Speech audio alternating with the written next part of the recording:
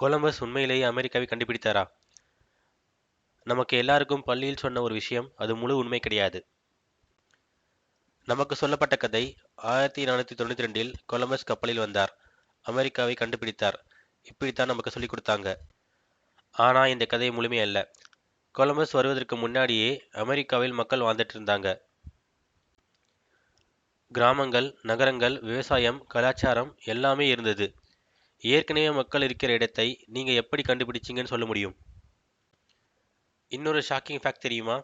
கொலம்பஸுக்கு முன்னாடியே ஐரோப்பாவில் இருந்த மக்கள் அமெரிக்கா வந்திருந்தாங்க. அது யாரும் இல்லைங்க, வைக்கிங்ஸ் தான்.